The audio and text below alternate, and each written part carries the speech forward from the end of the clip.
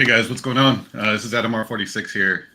Thanks for joining us for the newest episode of Know Before You Go. Today we're going to be touching on the Spa Belgian Grand Prix and the Zandvoort GP. And I went to both of these races last year, and it was quite the vibe. Both races are pretty great to go to. Both of them have, I guess Spa is a little bit more historic, but Zandvoort is fairly new. It's got some history, but it's been a while since it rejoined the calendar. But let's see. Today, we've got Greg with FanAmp joining us. Hey everyone. I have never been to either of these races, but I'm going to Zandvoort this year. Have been to the other ones many times, so I'm super excited. We've got Andy with F1 Destinations. Hi everyone. Yes, I've been to Spa, the Belgian Grand Prix, three or four times. Most recently in 2019, and I'm going this year, which I'm looking forward to. And I went to the first Dutch Grand Prix since it came back. So that was 2021. I think it was close to 35 years, I think, since it was held previously. And that's also one I'm looking forward to attending this year. Makes me feel young. And we've also got They See Me Running, who I got the privilege of hanging out with in Austria a couple weeks ago. Yes, it was so nice. Hi, guys. I haven't been to any of the races. My addition here is just that I'm Dutch and Belgian. So I can give a bit of insight on the transportation and what it's going to be like. Yeah. So you're Dutch and Belgian, just like Max Verstappen. Yeah, basically, yeah. I wasn't born in Belgium, so he's more Belgian, I'd say. But you're more of a Ferrari fan, aren't you? Not as much a Max fan. Ferrari and McLaren, yeah. I don't know. I got I remember when I was like getting my nails done, my nail stylist was like, "You don't support Max?" Like, oh my god, like, you know how much shit you'll get for that? Like, it wasn't bad in the end, but I did get some people like, "Oh, you're wearing the wrong merch." Yeah. I don't know. I got a little bit of that, but it's usually just like playful banter. It's not really anything like yeah. serious. Well, like no, some people... yeah, same. Yeah. But it wasn't bad, but specifically because I'm Dutch, people were like, "Oh, you don't support Max? Like, you're wearing the wrong merch." Yeah, but yeah, Austria was really fun. It's my first time I've been to that race, and I flew out to Vienna, took a train, stayed in Graz, and yeah, if you follow us on some of the episodes we've done before, you I'd mentioned kind of what my plan was, and I ended up taking the shuttle from Graz, which was really easy to do, and it's one of the most beautiful places I've been. I mean, it's just surrounded by mountains. It just looks like a Windows screensaver. Just every direction you look, and the people were really fun. Everybody was really friendly, and I mean the racing was awesome. It was a sprint race, so it was a busy 3 days, and I normally only go Saturday, Sunday, but because it's a sprint with qualifying on Friday, I actually went on Friday to this race. It's good. What was your experience running? Yeah, it was really good. The Austrian people are really friendly. Like, I know that in some places in Europe and in some countries, if you don't speak the native language, you'll definitely get treated differently. I didn't see any of that in Austria. I do speak German, but I don't know. I got confused for a native sometimes, but I feel like my German is not good enough to be like, oh yeah, she's definitely a native. But yeah, it was beautiful there. It was my first Grand Prix ever. It was beautiful. It was, honestly, it's gonna be hard to top the experience. It was just amazing. And you had a pretty different experience. I was going to ask how your experience was as a first-time female fan, because F1 is historically being mainly men at the track. Did you? Yeah. Were there lots of other female fans there? Did you have a good experience? And that's also in the context of last year. There were, some not very good stories about poor treatment of female fans in Austria. Some drunken fans. Maybe shouting and that kind of thing. So I hope you didn't experience anything like that. But how was your experience? Yeah, no, honestly, it was fine. I did get like I read obviously all the people saying like, "Oh, last year was really bad," and even like people around me were saying like, "Oh, you're going alone? Oh, good luck to you then." Um, but there were a bunch of other female solo travelers. I made friends with a bunch of them. Um, and but there was nothing. There was one incident where a drunk person put his arm around me, but I managed to like get him off of me quickly, and it was one of those things that, yeah, sure, it's not like a nice experience, but it happens. But that was the only instance that happened. I didn't have a single problem. And the guy was just trying to and talk you to camped you. at the track. Sorry. Sorry, the Sorry, guy was what? just trying to talk to you, or what happened with that? I guess he just put his arm around me and he started like he didn't really make sense because he was really drunk. But he just put his arm around me and started talking to me, and I was like, no, I'm not interested. Bye. And then when he still wouldn't leave, I just spoke Dutch to him, and then I guess he thought that I didn't speak English. I don't know. He just left. Yeah. And Andy, what were you saying? Yeah, I was just going to ask Ronan about the camping experience. Which campground did you stay in, and how was it? There was a bit of rain, I think, on That's the a funny weekend. story. Yeah, no, that's a funny story because I didn't stay on any of the official campsites. I emailed a farmer. It was within 2 minutes of the entrance. But I emailed a farmer if I could stay on his land, and he said, yeah, sure. So it was across the road from the red campsite. But I didn't stay on any of the official campings. But it was amazing. There was a lot of noise from the red zone. It just continued throughout the night, didn't stop. But I guess that's what you sign up for. If you go that. So it was. Tell me, did this farmer have like toilets and showers, or how did that work? Or were you able to Yeah, use, everything. Okay, so Everything was taken care of. Did he Nice. rent it, or did they rent it to other people, or was it just you? Like you got the exclusive rights? No, there were a bunch of other people, but not a lot. It was like maybe 10 tents in So total. it sounds like unofficial but organized camping. Yeah, for sure. Yeah. Yeah, there's some of that around here at Coda also. There's a few houses that surround the circuit up by Turn 1 that I typically park at. And they have their regulars who show up with RVs and tents and camp on their properties. And it's a similar situation where you can usually book online or just call them ahead of time and just kind of they fill up really quick. But yeah, it's like organized, unofficial, just offside across the road kind of thing. Yeah, no, this is kind of like a hidden gem. It's a pretty awesome find. I was gonna say before we get into the Yeah. camping, because I know we're gonna stay on that with Belgium. Andy, you were at Silverstone, right? I was. Yep. How was that experience? It was good. Silverstone, I'll be completely honest, is not my favorite race to attend. I don't know. I find, the flat, open expanse of Silverstone a little bit featureless, but obviously that's made up for by the fans. It's probably going to be the most attended race of the year. It was actually, I think, the second most attended race of all time, history-wise. 480,000 fans over the weekend. You have to remember the way this is counted. If someone goes for all 3 days, they're counted 3 times. But I think it was 150, 160,000 on race day, which is a lot.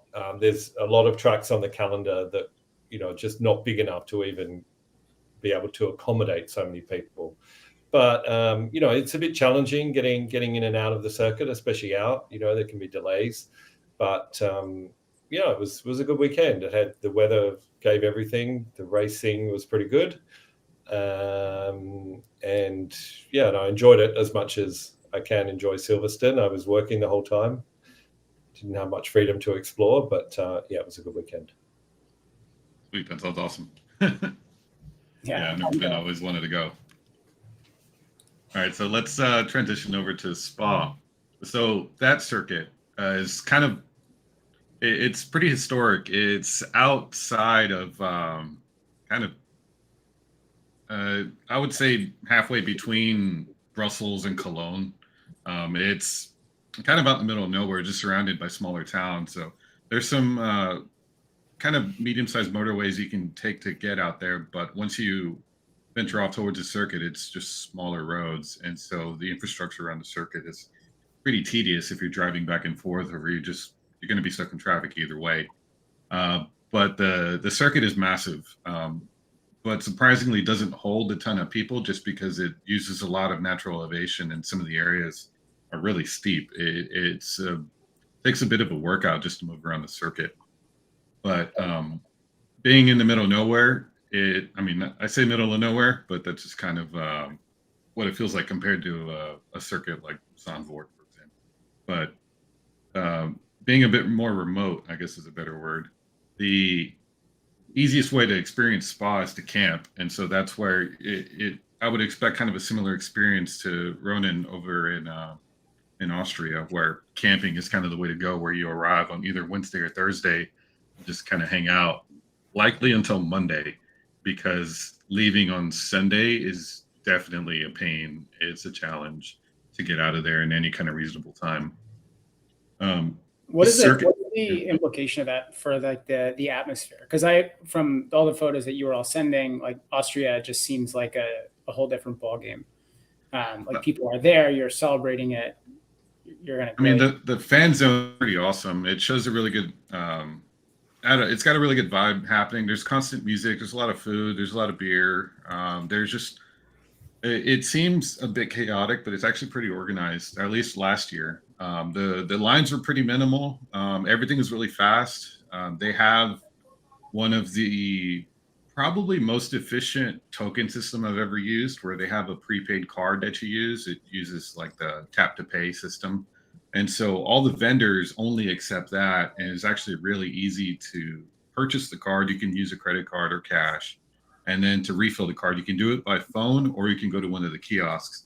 But because it actually worked, all the lines moved. There was no fumbling about with your credit cards. Nobody's credit cards having issues. Nobody fumbling with cash back and forth. It just worked really well. But the fan zone and the vibe for the circuit, it's kind of like just EDM. It's just constant, like similar to Austria. It seems like one of the Max Verstappen home races. And so it's kind of got that vibe of like max, super max, just kind of going constantly. And the campsites are a bit separated. They try to keep that area, that kind of EDM all night party, over to the young village, where it's encouraged for campers of the ages between 17 and 27, I believe, just to try to help keep some of the noise in one area.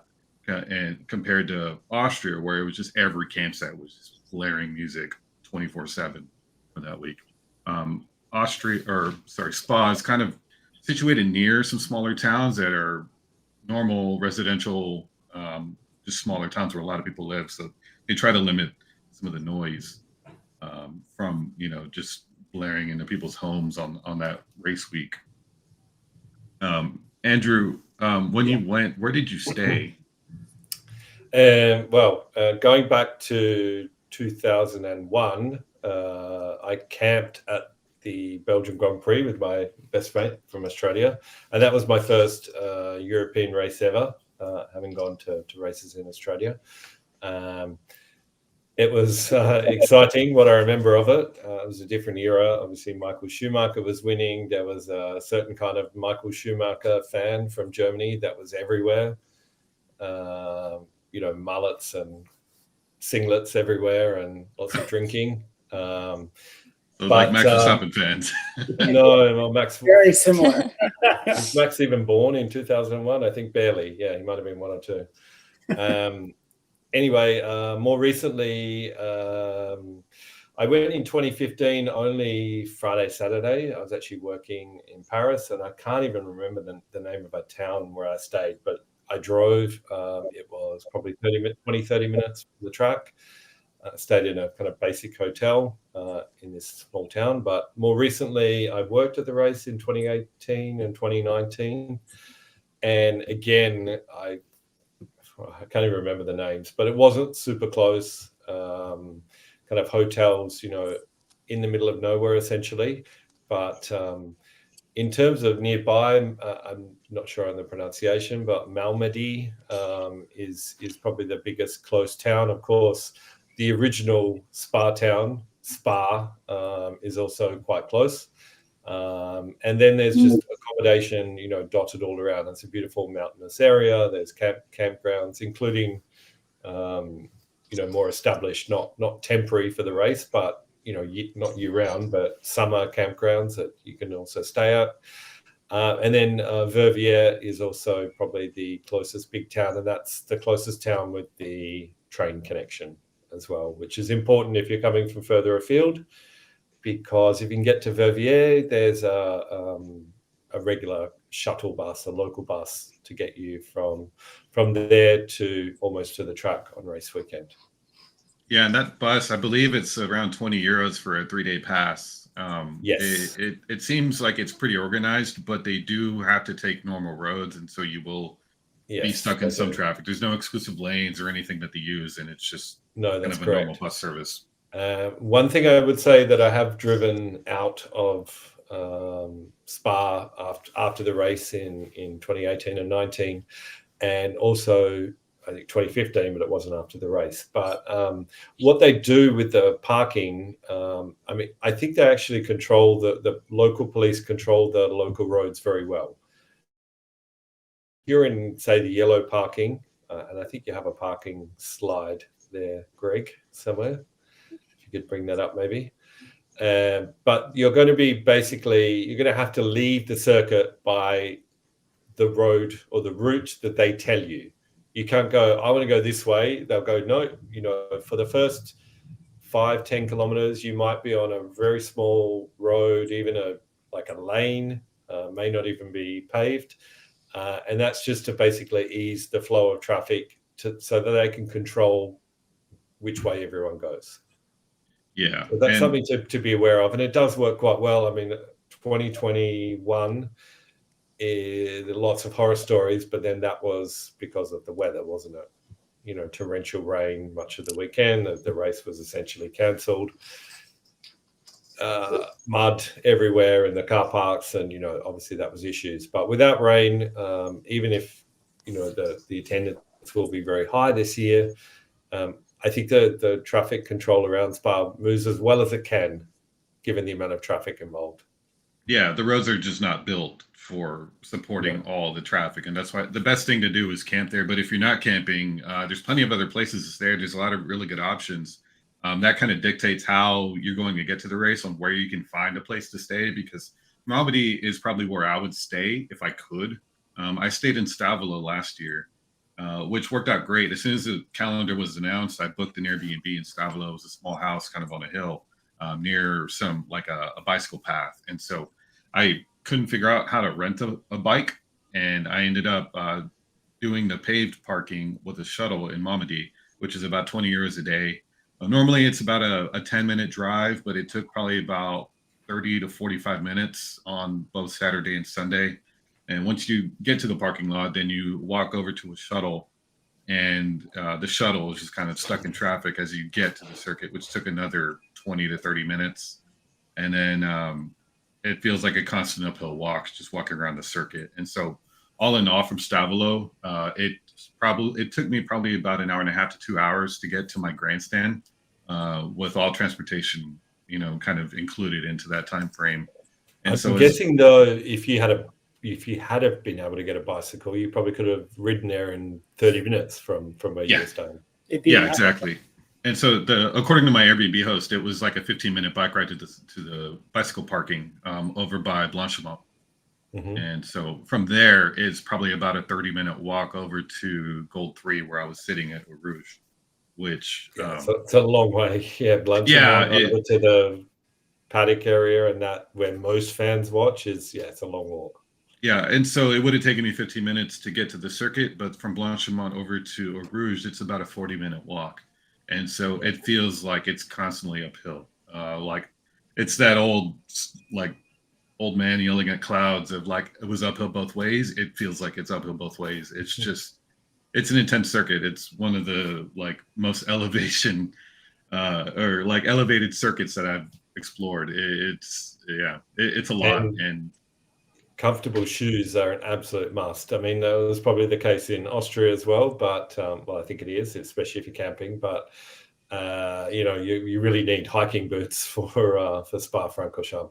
Yeah, I think Ronan had a pretty big hill to walk up over to turn 3 over in Austria. Yep. Yeah, I just did it on my sneakers, which kind of worked out, but next time I would probably take hiking shoes. Yeah, how was it with the rain? Because Spa is also just like prepare for the weather. And did you have more than one pair of shoes or just one pair of shoes?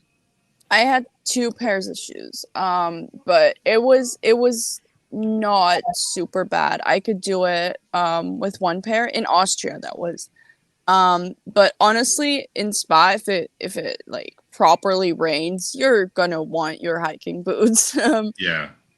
Yeah, so I'd advise taking them because you might get away with sneakers, but then again, you might not. You'll probably never wear them again. Yeah, probably not. No, if it properly rains, no, you won't. Yeah, and so depending on where you could book is how you can get to the circuit, and that's kind of what dictates it all. Because there's a lot of small towns nearby, like Stavola or Malmedy, and it's just the bookings go fast, and so that will just kind of dictate how you're going to get to the circuit. Which, like Andy was saying, Verviers is a good option if you can take a train from one of the major cities, whether you're staying in Germany or staying in the Netherlands. It's pretty well connected. Also to Brussels, and the circuit also organizes some long distance shuttles, as they call it, where you can take. You can stay in Brussels and you can board a bus in the morning, take you straight to the circuit, and then the return. Also, you're kind of basically what I did in Graz, but the only downside of that is you're kind of need to think about the time that you need to return, and so that's why you might not have enough time to explore the circuit like you would like, or see some of the evening concerts, things like that. You just need to take into consideration. Yeah, it felt like with this that it's like a one and done. You either make your bus or you miss it, and that's it. And given the distance that you'd have to travel, like there's really not much in the way of a backup, except maybe you buy a train ticket. Then you have to get the shuttle. So I think it's going to set you back a bit if you miss that. Yeah, and so I would definitely do that. It's a good option, especially if you're like me. I don't really like to camp very much. I like beds, and I don't mind sitting on a bus for an hour so that I can get to a bed, because it's kind of mindless. I mean, you don't have to do anything. You just need to be somewhere at the right time, and then you can get back to your hotel or Airbnb, and you can probably find some cheaper accommodation in some of the bigger cities. Yeah, and it felt like being on the north side is the better way to be, either going towards Germany or heading back west towards Brussels. Yeah. In terms of getting there, right? Like obviously race day traffic, it's bad, but even what about setting up for camping? I imagine, given the fact that a lot of this is very rural, that there's backed up roads, Thursday night or Wednesday rushing in, trying to set up camper. I don't think it's too bad.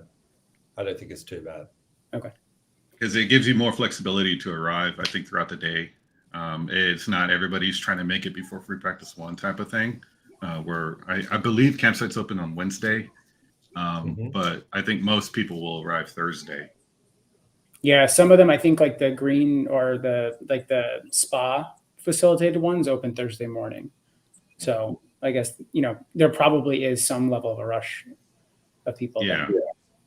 And do you know, I don't know if any of you know, but there was a question from Sam asking if they're bringing a camper van, can they set up a tent against it in one of those green camp zones? I think it depends on the campsite whether they allow vehicles or not, because some of them, they park the vehicle and you have to set up separate sections for RVs and campers. And if you book a pitch in the RV camper van section, then I'm sure you can put a tent next to it. If it allows, would a car be synonymous with a camper van, or is that considered separate? I think it's different. Okay, so worth contacting the circuit. Yeah, I think so. Yeah, check the specifics on the campsite that they booked, because a lot of them mention vehicle size on what you're allowed, and I mean, most people with campers usually set up tents or kind of those pop-up easy up tents next to it so that they can, have a place to kind of lounge. Worth mentioning in case, because a question came up in a group I run for another race for Monza, and they said, "Oh, we're on a budget. We want to, park in the car park and sleep in the car." Well, you're not going to be able to do that. It's not allowed. And also at Spa, I think it's specifically mentioned, in the parking information, no cars are allowed to be left overnight. They'll tow them. So you can't sleep in your car. Yeah, you'd have to get one of the camping passes for a vehicle to be able to leave it there, because the car parks are supposed to be, nobody's supposed to leave their car there overnight. There was a question, and I think it's Miha, but I may be butchering the pronunciation, so I'm sorry. But it was just, do you mind repeating the shuttle time between Verviers and the track? Like how long it takes? I think it should take around 15 to 20 minutes. It could take a little bit longer. I think it's more like 30 minutes on a normal day. So I think it might be more like 30, 45 minutes. Yeah, it's basically whatever time you plan on getting to the circuit in your head, add an hour to it. And that way you kind of lower your expectations a bit. And if it takes less than that, you're kind of pleasantly surprised, because I would estimate, if you're staying off site, that it's going to take you around 2 hours. Yeah. One thing I'd mention, we talked a lot about camping and staying in other places to save money. But if we have anyone listening or that watches this, that when money is not an object, then you need to know about the Hotel de la Source. Very hard to, that's the one in the middle actually. And it's right near La Source and the Source entrance to the track. Mostly it will be, teams and drivers and F1 personnel staying there. But I know that, for example, F1 Experiences does get some rooms, and you can book a room there. So if money is no object and you want to stay, literally a 5-minute walk from the gates and 10 minutes from a lot of the grandstands, then that is a really nice hotel right next to the track. Yeah, I think I'd be in the camp of the City Hotel, actually. Like, stay in Belgium, stay in something nice, and then take the hour train and then take the shuttle. Yeah, and then, not even not in Belgium. There's places within an hour, like Maastricht, I think, is only an hour from the circuit, or Aachen in Germany is only an hour from the circuit as well. Yeah, it's really not too bad. You're just gonna kind of need to leave early to be there a little early to try to beat some of the traffic. But overall, if you kind of estimate, something reasonable time frame for arrival, you should be good. For the camping options, just to go back here for a minute. So there's a bunch of different zones that you can stay at, and I think a lot of them have different personalities. The Young Village was the one where a lot of the parties are later at night. Is that right? Yeah. And so I was staying in Stavelo, which is a few miles away, and I can hear the music at the Young Village, like late at night.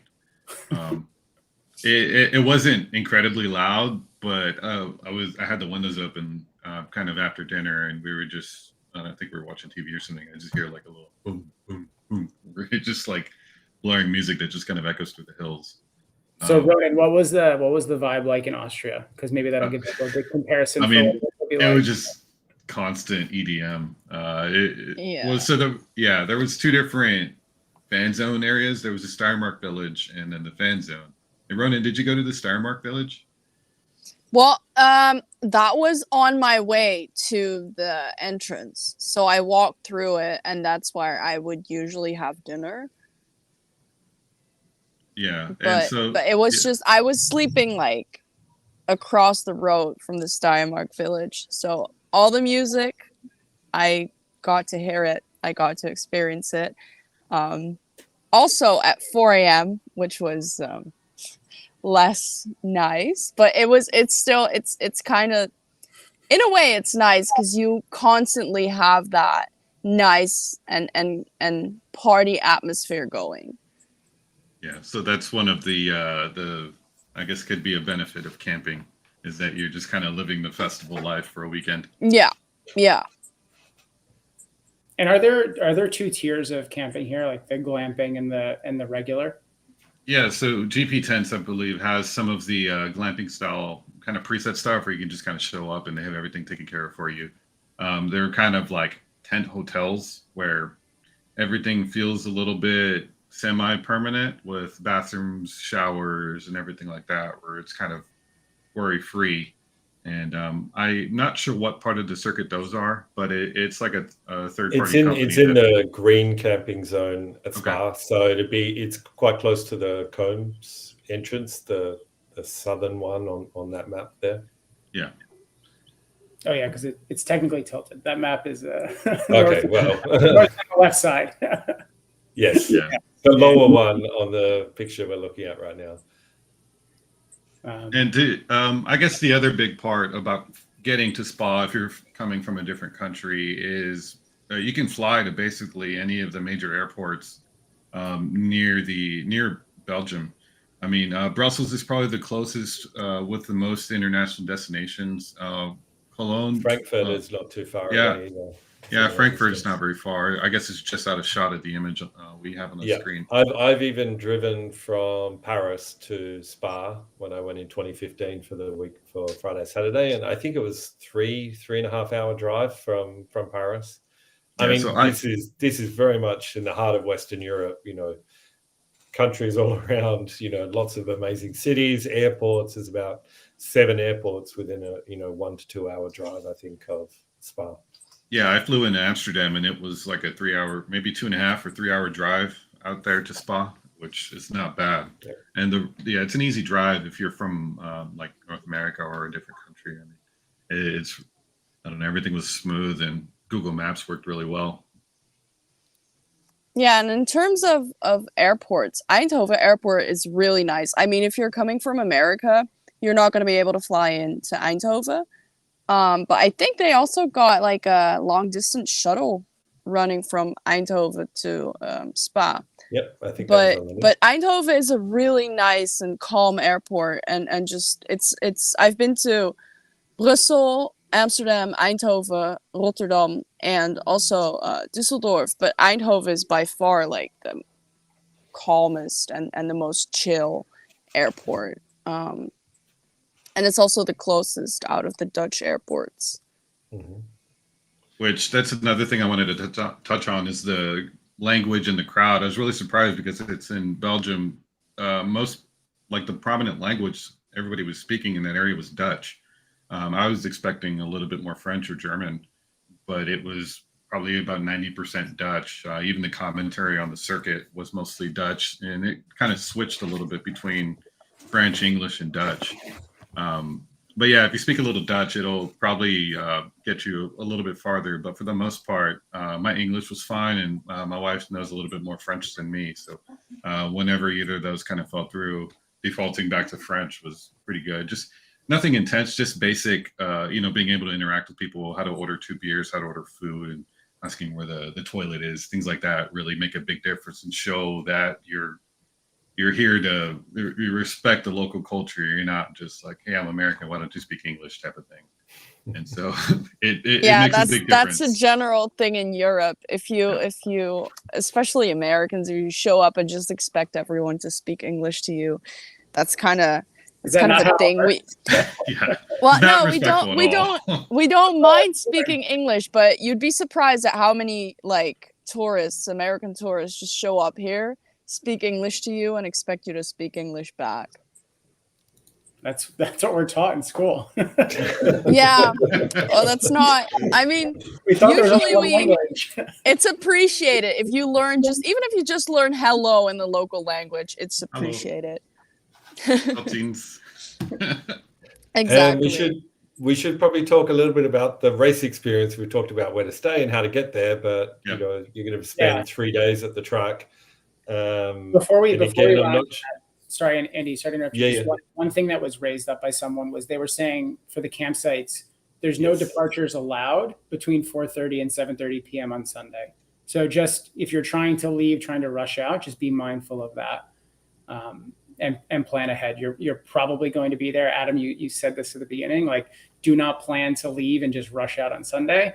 Yeah. But for another reason, you're just going to get stuck. Yeah. So I had a message to me. I can't remember the username, but they asked if they wanted, they're coming from the UK and they wanted to try to get some of the driving back done on Sunday evening, but that's pretty ambitious. I wouldn't really recommend planning on doing that. It's just going to be more stress and more of a headache to try to leave on Sunday evening, just because you're going to be stuck in standstill traffic for a couple hours, most likely.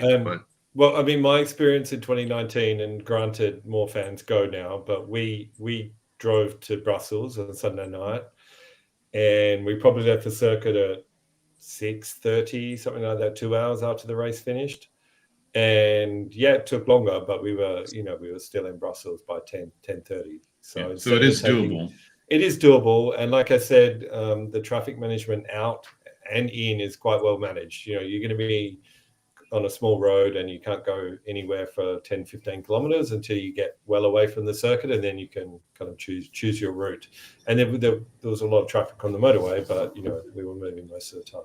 Yeah, well, point of reference, that's an hour drive if you were to Google Maps. Absolutely don't plan to fly out of some airport, No. An hour or two away at 9 o'clock on Sunday night, because that's not going to happen.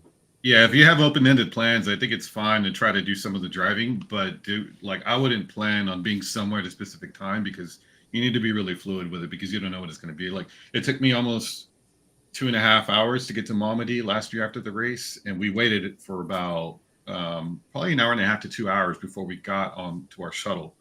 And so probably about 2 hours post-race, we got to our shuttle, and then we sat on the shuttle for about an hour and a half just to get to Malmedy. And we were just dead stop. Nobody could move. The bus just opened the doors and people were getting in and out. People were just falling asleep. There was just nowhere to go. The only reason that I got out that fast was because my bus driver decided his shift was ending. And so he drove the wrong way down the road. And there was no oncoming traffic because nobody could go anywhere. But he just straight up drove on the wrong side of the road, past the police barriers, and just decided to go so that he could end his work shift on time. And that's the only reason I got to Malmedy in a little less than 3 hours. It was pretty bad. And we didn't start that journey until 2 hours after the race. And so, it's just, you need to, if you plan on leaving Sunday, just be kind of fluid with it. Don't have any time specifics you want to be anywhere, and just set your expectations that you're going to be stuck in traffic for a couple hours. So the best thing to do is probably just wait as long as you can. Just enjoy the circuit, because you can walk around the circuit. All the food is still open. There's music. There's a bunch of things happening where you can just kind of kill some time. What about the track experience? Maybe before we get into where to be or what the circuit itself is like, what are the different options? Because we've talked a bit about the past where general admission can work or doesn't work. What is the overall experience like here? Well, in my opinion, general admission, they call it bronze tickets in Spa, but I mean, it's got to be the best general admission viewing on the calendar. But you also have to be ready to walk up and down steep hills on unpaved paths and deal with rain and flies and drunk people, and of course getting good spot. There's a lot of elevation, as you can see that image there. That's the Kemmel Strait, which is after Eau Rouge Radignon, and that's a nice hill, but Sunday morning at 8 o'clock it's probably going to be full. And if you rock up at 10 o'clock and try and push your way through to find a piece of grass to sit on, you're probably going to not be very popular with those around you. So that's the issue. Even if you have a grandstand seat, and you can see, I think that's gold 4 in the grandstand, looking down on Eau Rouge. I would recommend, if you're going for all 3 days, Friday and Saturday, Friday especially, there'll be less fans. And if the weather's okay, that's a good day to explore general admission, because this is a circuit where I think you really have to go from, see the circuit from some different angles. But it's hard to get around. If you go back to the map. Actually, well, that picture there of the grandstands, pretty much very close to Eau Rouge near the fan zone, there's a tunnel right under the track, and that takes you through the forest to Pujon, which is another really popular viewing area for general admission, where the Silver 3 is, Pujon. But I mean, walking from La Source or the fan zone all the way up and around the circuit is possible, but it's a big walk. It takes the path. Yeah, the paths are easy. It's easy to navigate. It's not shoulder to shoulder crowded like it gets at some tracks. It's pretty open. And it's just a long walk, and it feels uphill in both ways. And so, it's general admission here is really great because of the hills and the elevation. It's if you're in a smaller group, it'll be easier to find a spot. But if you have multiple people, it's probably best to absolutely get there early and hold down the spot for Sunday and Saturday. If you're a little bit more flexible, you can probably just explore a bit and continue to some different corners because it takes a while to get around. And so if you don't mind missing some of the action, following it along, you can kind of walk throughout the session. But walking from like Pujon over to Gold 3 could take around 30 minutes or so. It depends on your speed and how well you are with the hills. And also just walking from Eau Rouge to Lacombe, it's constantly uphill. I didn't realize how steep of a hill that is. In video games and everything, it always looks flat, but it's just one long hill. And so it just kind of wears you down. What about the grandstand seats or options there? Like, are there ones or which ones would you go to first if you could get the tickets? If you look at the map there, Gold 3 is, sorry. Yeah, Gold 3 is the new one that they rebuilt for Eau Rouge. Okay, is it covered? Speed trap. It's covered. It's covered, yeah. I mean, it's a good up on the top of the hill looking down, amazing view. It's worth noting that pretty much all the grandstands, if you look, are on that, top corner of the circuit. So with the paddock in the middle and the pits, the main straight, the first corner, La Source. If you see Gold 8, La Source, that grandstand sells out probably first every year because it looks down the main straight for the start, and you can also, depending on your seat, look up towards Eau Rouge as well. Some worth noting, more grandstands are covered now. This is only gold. I don't think any of the silver grandstands are covered. But it's important for the rain. It rains, I think, every second day in this part of the world. But also for the heat, it can be really hot. So having a covered grandstand at Spa is pretty important, I think. Yeah, and I think Gold 8 is probably one of the best grandstands to sit at, along with Gold 3 or Gold 4. I was able to get Gold 3 tickets last year, and I was like row 8, I believe, which was covered, but it was more towards the front. So as the day went on, we got less, or the sun kind of creeped over. But it protected us from we had a little bit of rain last year. It wasn't super intense, but the cover really helped. And being on a hill kind of allowed some of the wind to get to you. Just there's so many tall trees that it's not very windy like you would like Austria, for example. It makes a pretty big difference to have a covered grandstand when the sun is out, just because it does get pretty intense, even though ambient temperature may be kind of low or moderate, but with the sun bearing down on you all day, it can get a bit intense. And what about the experiences side of things? Like, is there anything notable here that's unique to this? Go back to that image with the 3 different kinds of tickets. Okay, you can see that that building there. It's called the Business Tower, and I'll freely admit that it's it's a very old structure. It's not very fancy, but that is where F1 Experiences has one of their Champions Club hospitality suites, and I've worked there before, and the views from that building are incredible. They're insane. So whilst the standard of the building may not be as high as some of the other hospitality suites, the views more than make up for it. I think there's 4 levels of viewing. You said top one's got all glass. There's some, outdoor balcony, terrace type spaces, but it's really incredible views of, it's right between La Source and Eau Rouge, but closer to Eau Rouge. I think you can see it in the grandstand. Middle photo, right? Yeah, it's a higher building in the middle there.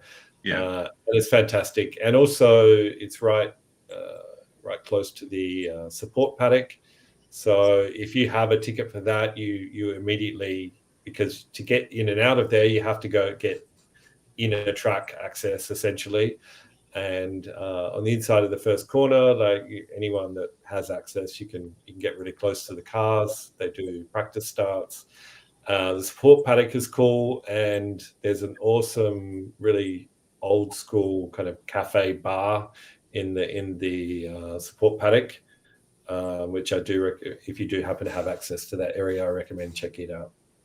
Yeah, so that's my photo for the center one in the Gold 3, Yep. and the grandstand was recently remodeled, and it actually below it is a bunch of like restaurants and indoor bathrooms, and it was really nice. And I think that whole section up along that short straight leading up to Eau Rouge was recently renovated. I'm not sure what the facilities are down there. It might just be bleachers with the fan zones right behind it. So that's kind of where. Yeah, I think it's Silver 2, is it? I can't remember the name. Yeah, it's worth noting that the owners of Spa have invested a lot in the circuit in recent years, in response to Formula One essentially making them do that. And then it looked like, they were going to lose their spot on the calendar. But the good news is, I'm sure everyone has seen that the calendar for next year's come out, and Spa is on it. So we're going to see at least 2 more races at this circuit. Who knows what the future will look like for the circuit, but potentially like an alternation with another circuit. But fair credit to the organisers, the owners of the circuit, for investing in upgrades.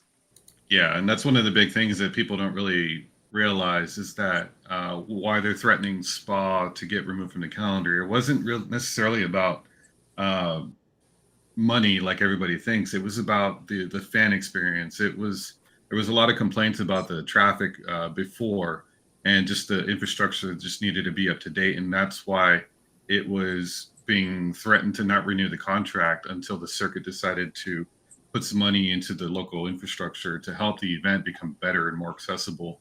And once they did that and they renovated Gold 3, for example, they made some changes to some of the dangers on the circuit. That's when Formula One decided to renew the contract. And it's something that doesn't really get spoken about. But even Stefano Domenicali on was it Beyond the Grid podcast recently confirmed some of those things that nobody really talks about.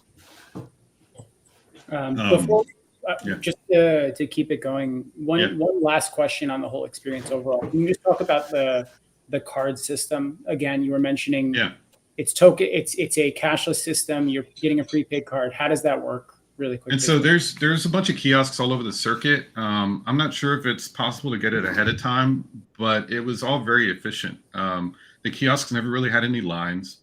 You can basically walk up, and I think it was like €1 or €2 to buy the card, and then you can top up in whatever. I don't think it was fixed amounts. You can top up in any amount, and the prices are a little skewed because it's like 7 tokens for a beer, for example. It's not specific, but 7 tokens cost €10. And so it kind of makes you not realize exactly how much you're spending because the tokens to euros are different values.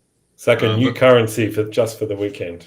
Yeah. And so the prices weren't terrible. Nothing was really like excessive. I think beers were like $6.50. Which beer did you get? It's just Heineken. Heineken's is like every F1 race. Unfortunately. Yeah, I know. I was drinking a lot of. Apart from Saudi Arabia. Fair. Yeah. We'll get to the Heineken in a second. The last thing, anything about the experience in the area, like maybe the quick highlight from those of you who have been, as like the thing to do or the 2 things to do. So there's a museum in Stavolo that I would go to. I didn't get to go last year just because it was such a kind of a quick weekend and with traffic and everything like that. But if you can get there early or stay late, I would definitely try to make some time to go to that museum. It's got all the historic cars from, the endurance racing, the older Grand Prix cars. Spa has a lot of circuit history, and it's kind of like the circuits museum. But yeah, other than that, I would mention driving. If you're driving, if you have a few days, you can go over to the Nürburgring. You can go to the Nordschleife and either rent a car, or you can just spectate and hang out around there and see some. Hopefully, there's a private track day, or if it's the afternoon, they do the tourist days. That's where you can rent a car, or just normal car, or pay somebody to take you around for a lap. And it's intense. It's awesome. It's one of the coolest things I've ever done. And I would definitely recommend doing it. I think I paid 160 euros to do 2 laps in a BMW 325, like a tracked out version with a full roll cage, no interior. It was a brutal race car. My ribs and back were sore for like 2 or 3 days. That's awesome. Yeah, I wasn't even pushing very hard, but it's just, it's a fun thing to do. And it's less than an hour from Spa. But that's something I would definitely recommend. Andy, anything you'd add in? I would only mention that I haven't done too much in the immediate vicinity, but I was really impressed with Brussels. The last 2 races I worked at, I spent a night there on the way there and back, and it felt kind of similar to Paris, but it was nicer, I thought. Yeah, it was a really, I enjoyed Brussels, and yeah, I think it's worth seeing the city if you have time. Yeah, Ronan, is there anything that you would recommend for the area? Well, yeah, Brussels is obviously kind of like the go-to city, but Antwerp is also really nice. And honestly, it might even be worth, I don't know, because I've never been there, but it might even be worth like going to the little villages around the circuit, because sometimes you'll have like these cute little restaurants and stuff. But I don't know if that's the case here. But I know that in Belgium, like some villages will be really nice with like homemade food in the restaurants and all that stuff. Yeah, that's the type of stuff that I like to do. And there was a few places in Stavolo that were like that. That was really nice to experience. Yeah. But then again, Brussels, Antwerp are also really nice. Luik, you could do. It depends on how far you're willing to drive or travel. Yeah. Or where you're coming from, whether it's on your route back home. Yeah. On the topic of homemade food, should we switch to the Netherlands? Yeah. Yeah, let's do it. So Zandvoort is a bit of a historic circuit that came back thanks to the hype of Max Verstappen. And it's a fun race. I went last year. I was able to enter a lottery, and I won the ability to buy tickets just because the demand there is so high. It's not a very big circuit, but it does hold a lot of people. The attendance, or the tickets originally were sold in multi-year packages for a certain amount. And so it can be a little tough to buy tickets because a lot of them are already spoken for. But entering the lottery system worked out pretty well for me. I was picked, and I was able to get tickets for Arena 1, which is kind of at the hairpin at the center of the circuit. And it's a fun race to go to. And the circuit itself doesn't have a lot of overtaking. It's kind of a more old school, smaller track. And so with some of the changes like the banking in the final corner and the bowl turn, it does change things up a bit. But I think most of the overtaking you're going to see at the circuit is going to be the Tarzan, which is turn 1, which is where I actually have tickets for this year. So it's kind of cool. I'm looking forward to that. But the circuit is situated just outside of Amsterdam, or I guess Haarlem. It's right near the, is it the North Sea? Yes. Yeah. Okay. Geography. And yeah, it's really easy to get to. Everything's really connected. And Ronan, what if you were trying to get out to the circuit? What's the way you would go?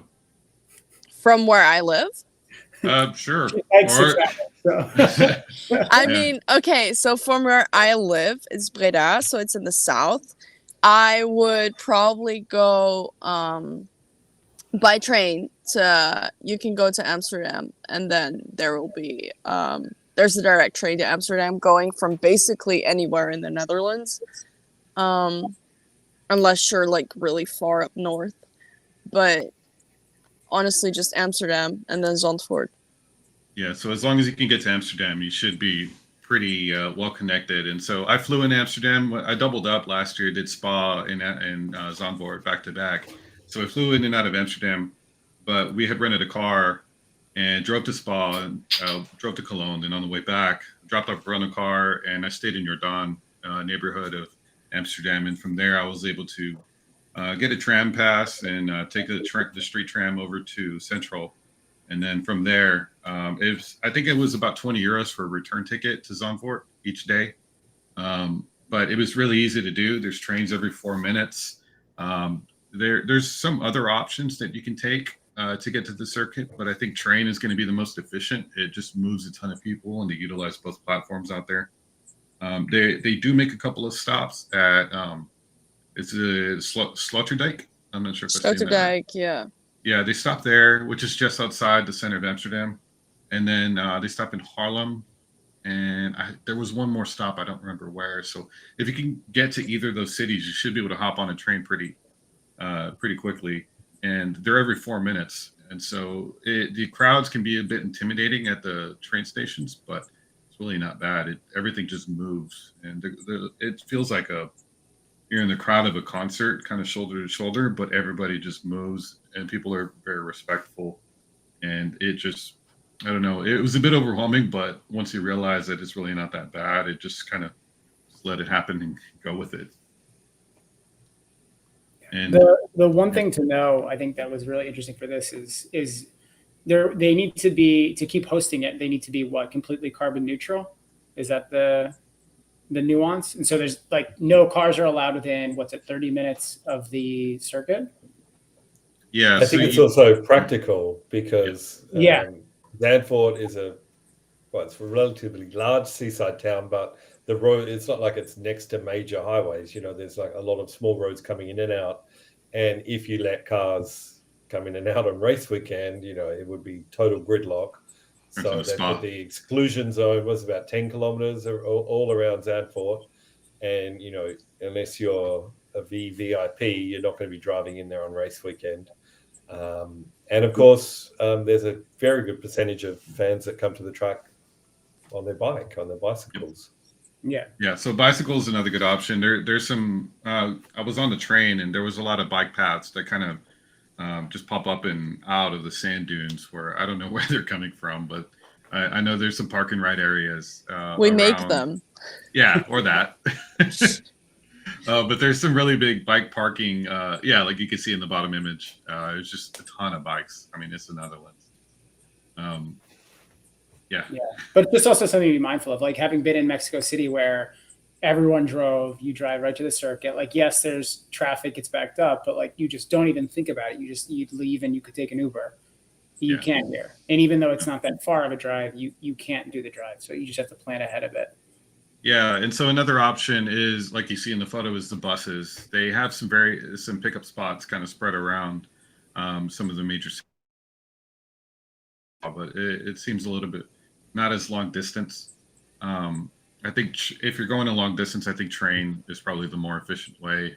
But if, say, you're a little bit further from Central, there was one of the major bus pickup locations was in the south side of Amsterdam, which I think was also connected by train. And so if you just kind of want to avoid the central area of Amsterdam, you can just head to the south side and take a bus from there that'll take you to the circuit. And I think from the bus drop off, it was just a few minutes walk.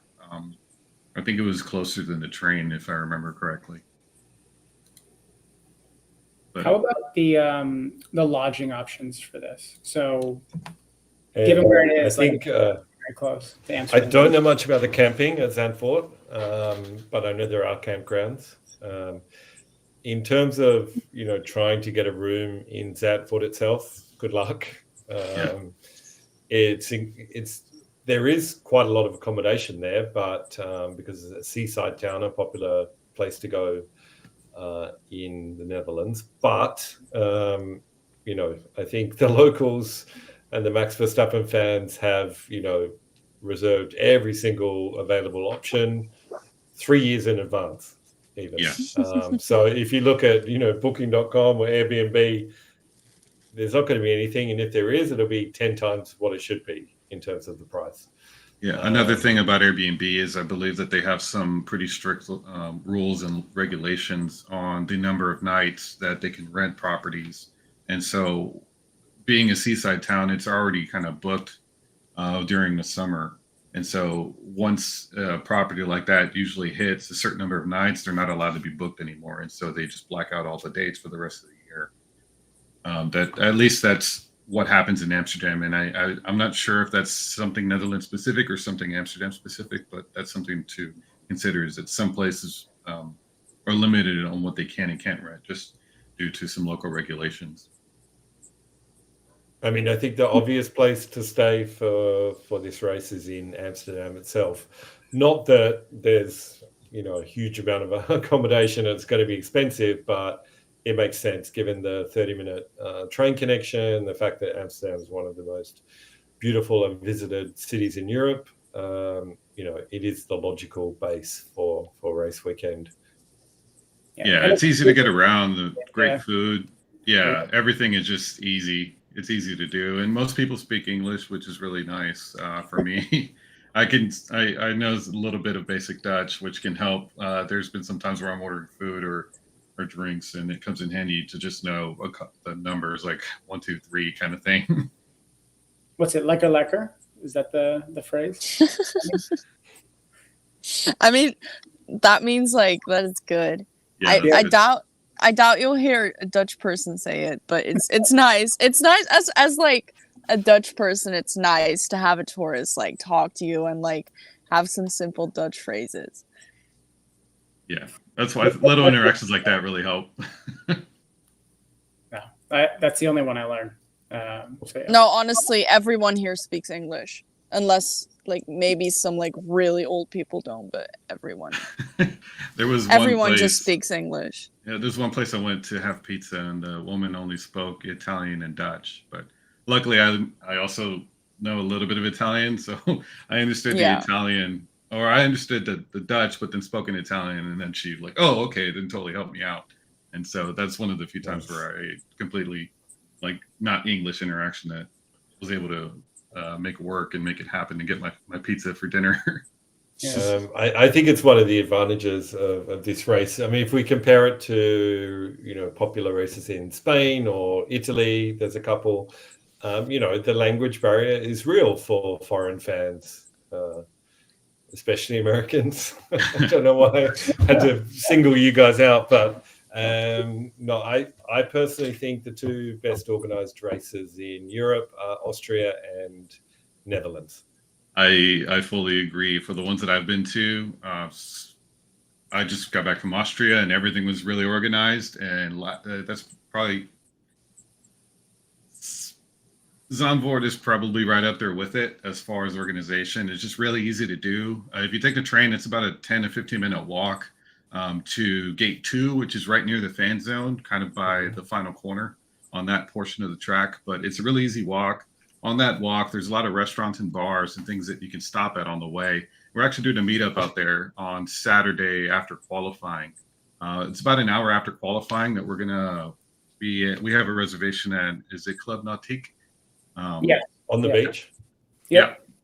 And normally last year, a lot of these restaurants were kind of reserved for like private events or hospitality, but we were able to get a reservation at this one spot, and it's about an hour after qualifying. So it's the end of the track action. So I figured that would be a good time for people to kind of wait out some traffic and have a beer and have a little bit of a meetup with us. And the place also has food where if you're looking for a meal, you can, we'll have food and everything going too. So it should be a good time. But around there, you'll see a lot of merch tents, like selling official team merch. And They had a big bus selling the official Max Verstappen like merchandise, and the prices weren't too bad. I think I got a Max Netherlands shirt it's made specifically for the race for like I think 25 or 30 euros, which for F1 merch, that's like really good price. Yeah. But yeah, there's plenty to do around that area. It's one of the benefits of just taking a train and getting out there early, and then just getting breakfast or lunch and having a beer right on the beach. It's just a good time to kind of soak in the vibe. And so let's talk about the tickets. Yeah, one thing I would say, and I'd like to hear how it was last year for you, Adam, but in 2021, I mean, the limitations of this circuit, like it's an old circuit built in sand dunes, essentially, next to the beach. And it wasn't a capacity crowd in 2021 when I went, but it was 70%, I think. And a lot of the walkways and the areas, the paths and tunnels around the track, under the track and things like that got really, really busy. It's not a big circuit. There's not lots of open space. Behind the grandstands, there was limited room. It's okay if everyone's in the grandstands watching, but as soon as the session finishes, the paths got really blocked, and it was a bit challenging from the people movement perspective, I found. So last year, it didn't feel as bad as Circuit of the Americas, because that is probably the most crowded that I've experienced. It just shoulder to shoulder everywhere throughout the weekend. It even worse really than bad. Canada coming in and out, because that's a small island. Yeah, I guess Canada is similar to Coda. It's just Canada had more space. Coda definitely felt crammed in. Yeah, well, it's because both of them just have a bunch of vendors that line the path. And so in Canada, the lines go into the pass and block the path.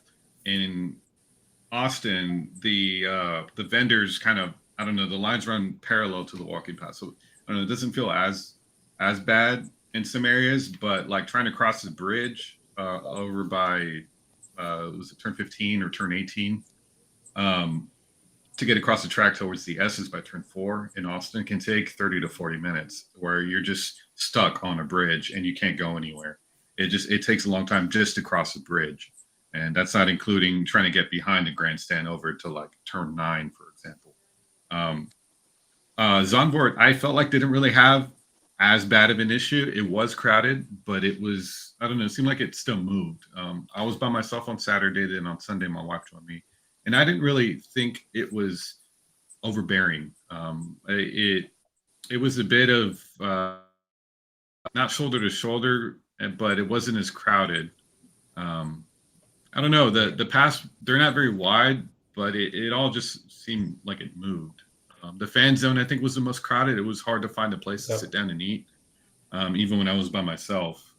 But there's some large tents and stuff where they have some specific areas for sitting down and eating, but for the most part, you're not really going to find a table, just because at peak times, at least. I talked about the sand hills, and that's an advantage because pretty much all the viewing areas at Zandvoort are raised up on the sand hills. You're looking down on the track, which is obviously good for spectating. One thing I would mention, and maybe also Ronan could talk about this in a moment, there's only been 2 races back at Zandvoort, both of them glorious weather, end of the summer type weather. First went to the track in 2019, and it was on the same weekend. I think it was the last weekend of August or the 1st of September. I wanted to have a look at the circuit. I knew it was coming back. I know it got delayed, but I went to the historic Grand Prix on the same weekend in 2019, and it rained the whole weekend. It was miserable. And look, I mean, I really hope it's sunny and lovely this year again. But of course, there is a chance. It's next to the North Sea. Next to a beach. It may. You need to account for the fact that it may not be glorious or weather the whole weekend either. Jinxed it. Absolutely. It's we are in kind of like a heat wave right now, where we are getting proper summers for the first time, but definitely, it can always rain in the Netherlands at any given time. We have a lot of rain. It's known. We just have like a rainy country, so definitely take your rain gear. Yeah, wet sand sounds unpleasant to walk through or to sit Oh, in. it definitely is. Trust me, that's really not pleasant. I hope it doesn't rain, but you just never know. So the general admission hills are pretty much all sand. That's where you sand and kind of grassy areas. Yeah, a lot of sand. Yeah. So the general admission views are pretty good. It's because it's all elevated. You're looking down at the circuit. General admission, I think, is a really good option if you can get tickets. I would go with the grandstand just to have a more guaranteed seat with a screen. But general admission is it's still a great option. I would You sat in the arena grandstand. I mean, there's arena in, arena out. There's quite a few that's almost like a stadium section of the track. And I know 2021 and probably last year, did they have a DJ, stage and, real party atmosphere? I mean, the whole circuit has a party atmosphere, but especially there. Yeah. And so the Arena 1, I sat right at the kind of where the dot is for turn 12 in this image. I sat in that little corner of Arena 1, which is the larger grandstand of that section. And it reminded me of Photosol in Mexico City, where it's just like an arena, like a stadium where the cars drive through, and the crowd was loud. In between every track session, there was a DJ or some kind of music playing on the stage, kind of set off towards the left side of the grandstand. Between Arena In and the Arena 1 grandstand is where they had a big stage where there was music, and they had some people, like some dancers performing and stuff like that. And just across at the infield, on the opposite side of the track from Arena 1 was a kind of like a podium with screens facing in 3 different directions. And so it provided some viewing and easier ways to follow for the grandstands. The general admission kind of, if you look at the image, kind of circles around I guess between turn 5 out there towards the hairpin. And I don't know if there's screens out there. I feel like there probably is, but they might be a little bit more limited and harder to see. So that's something there. Something you should probably scope out on Friday and Saturday and plan to be there early for a spot on Sunday. And one GA spot that I don't see on this map was outside of the final corners. They had a spot kind of outside of turn 13. Yeah, I watched from there as well. Yeah, I walked through there and I walked up the hill and I watched some of the free practice 3 last year from that spot. And it's really cool seeing the cars just fly into that corner onto the banking. It's really cool to see. What's the difference between the GA2 and GA1? Because GA1 looks like you can pretty much go anywhere. I think they limit the area you can access. I don't think that you can, there's 2 different general admission areas, and you can only access GA2 with a GA2 ticket or GA1 with a GA1 ticket. It's kind of just to help limit the number of people in certain areas and kind of spread everybody out. Which one would you do? Honestly, either of them aren't too bad. I would probably sit towards the turn 9 area, because that's probably where you're going to see more of the overtaking compared to Tarzan. Tarzan, which is turn 1, probably will have the most overtaking, but the crowd is pretty massive out there, but it's mostly grandstand views. I would probably try to find a spot around turn 8 or 9. You see the cars at speed kind of fly through those corners out that turn 7, just fast section. And then you'll see them hard into braking, and that's kind of where you see some of the cars lock the wheels, or just some more of attacking or setting up and overtake into the turn 11. It's just one of the more interesting spots on the circuit. How about you, Andy or Ronan? Anything else on this?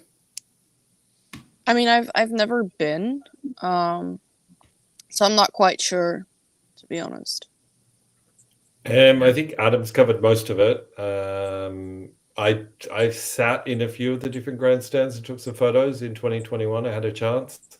I wasn't particularly impressed with the bronze hairpin grandstands, especially looking at the image, the one on the left, because you get a really kind of poor view. The cars are coming out of the corner. The number one, I think, on the right was better. But in terms of atmosphere and the best combination of atmosphere and views, and also ease of access, because we talked about the fan zone being on the outside of turn 13 and 14. Yeah. And that's also the closest gate to the train station. So if you're coming by train, you're going to enter the circuit that way. I thought Arena had an amazing atmosphere, and the one that you sat in, Adam, had really good views. I think that's the best one. Of course, Tarzan being on the outside of the first corner is also a great view because you're more likely to see overtaking. I think the east side grandstands would be a pretty good option as well. Like the outside of the Arena Inn, you'll see the cars under braking, and you still get the whole stadium atmosphere just kind of from across the track. But I think if you can and you can also tell which ones have the best views, because the first one is a bronze on the approach, you're on a straight, and then it's silver as you get closer, and then it's gold right on the corner. So you know, you pay more, you get a better view. How Dutch, very organized. Yeah. All right. I will only mention weather one more time, but only one grandstand I believe that's covered, and that is the main grandstand, which is a permanent structure. All the others are temporary. So check the weather forecast. If it looks at all any chance, get ready with your wet weather gear. Yeah. So now let's talk about visiting Amsterdam, which is one of my favorite places to go. There's different ways you can experience the city, but doing some of the normal tour stuff, like taking a canal cruise or going to the Van Gogh Museum or the Wreck Museum, those are always fun experiences. They can take a better part of the day depending on how in depth you want to go, but I would definitely recommend an evening canal cruise. Just kind of some of those you can, they usually serve beer or snacks and stuff like that. You just kind of get to socialize, which I did one last year, and turned out to be half the boat were people there for the Grand Prix. And so it just turned into a bunch of Americans on the boat talking about F1 and drinking beer, which wasn't bad. It was a good time. Yeah, there's a lot of history in Amsterdam that's really cool that you can learn about through one of the canal cruises. One alternate way to do it that we did one of the trips when I went several years back was we actually just rented the boat, so you can rent them on your own. We went to a grocery store, we grabbed some wine, we grabbed some food, and we just drove around the canal. And it's like a very tiny electric motor. You can't go fast. You will be completely safe, but it's a super fun way, like a nice evening experience if the weather's good. So those are one of the way to do it. Yeah. The Heineken Museum was pretty. It was pretty cool to check out. It's kind of I don't know. It's super touristy. Nothing really special about it, but you learn more history about the beer and just the original building and things like that. It's worth doing. It's only a few dollars. It's not a crazy amount, and it's surrounded by. It's right in the middle of Amsterdam, so there's a bunch to do around there as well. It doesn't have to be. It's not something that's super far out of the way or takes all day. Yeah. One other pro tip for that one is they used to do. I don't know if they still do, but you would get a drink with your ticket, and it would be a little like plastic punch, like on a wristband. And if you look on the floor where they serve all the beer, usually some people's have fallen off. So you might be able to get a couple extra. So it's a great way to turn your ticket and a beer into a ticket and a couple. So keep that in mind. Yeah, they did have those last year, but I didn't look on the floor. Well, we were post college, so yeah. Yeah. And then there's a really cool market you can go to, and you can have some fresh stroopwafels. I'm going blank on the name of the market. Albert Kuip. Yes. What was it? Albert Kuip Markt. It's I used to go there with my grandma. It's definitely worth a visit. Yeah, there's a lot of really cool stuff to see, and just some fresh stroopwafels are just delicious. Yeah. Where in the city is it? It's basically in the center. Yeah. It's like a pop-up market in the street where it's just a lot of different food and tents. Can think of like a farmer's market, and there's a lot of really, depending on the season, You can, or I mean, if you're there in the spring, you can get some really beautiful looking tulips. And if you're there in the spring, I definitely recommend going to Keukenhof, the tulip festival. Oh yeah. It's great. It blew my mind how big those flowers are. In America, we get tulips that are about this big, and out there, they're like giant bulbs the size of my head. It's crazy. But Amsterdam itself is just a great city to visit, and I would definitely recommend visiting some of the other cities. Or what do you recommend if I'm visiting the Netherlands? What do you recommend running where I want to get outside of Amsterdam? Well, everything is easily accessible by train, so you can basically go anywhere you want within a country.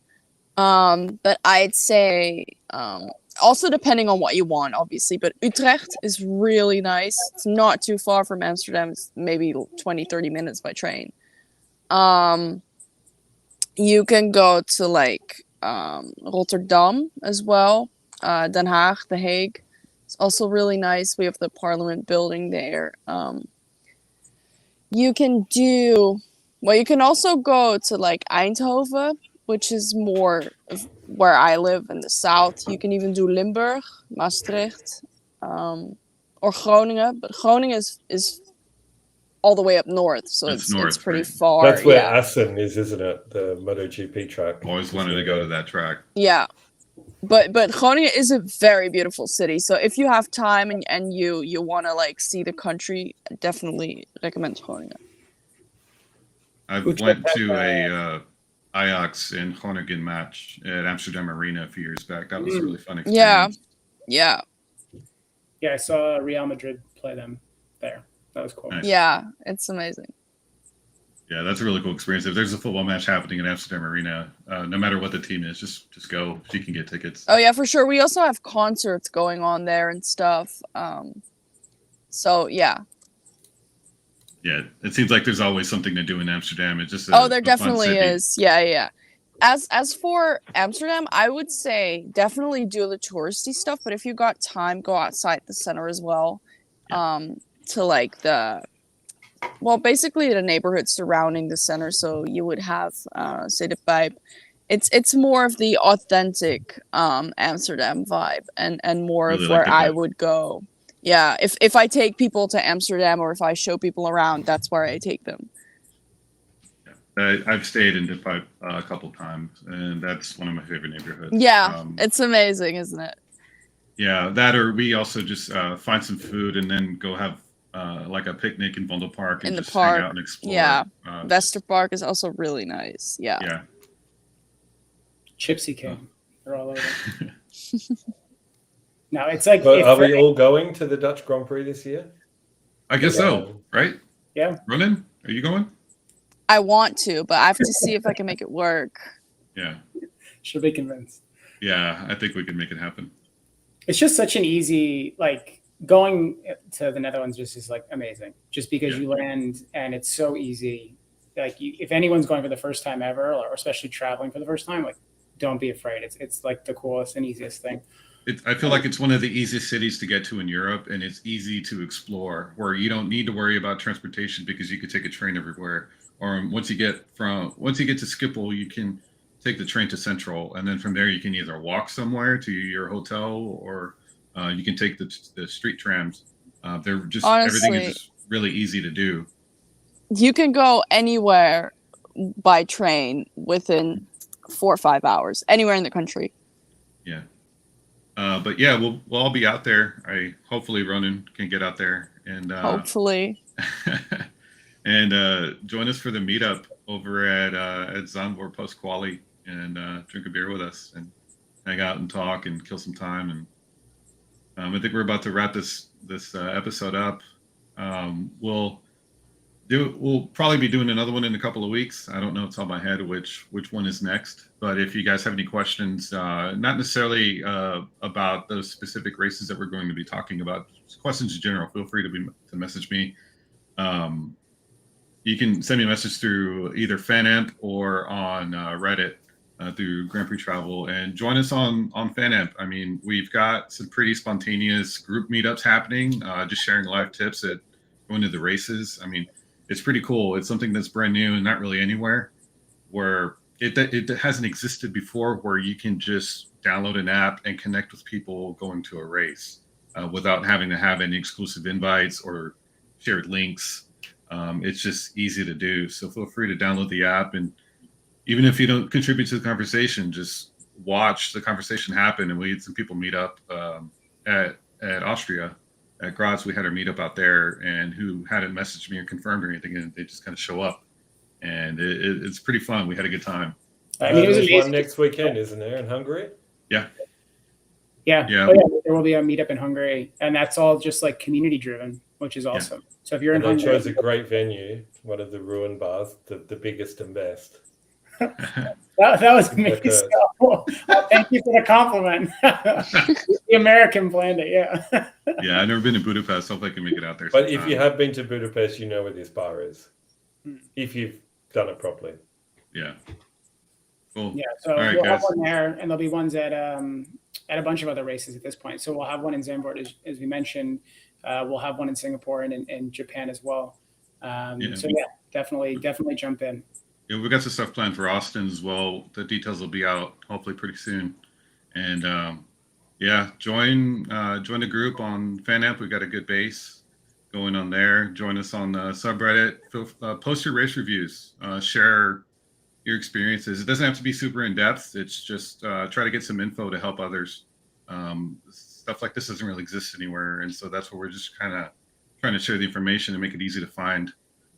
And I think the last thing would be if there wasn't anything that got answered, if there's something that wasn't answered that you're not seeing here, then Andy writes the best guides that are out there. So if you head over to the website, f1destinations.com, you can look up any of the questions, and categorically you will find a guide for it. So or you can put a comment underneath with your question, and I do get back to everyone.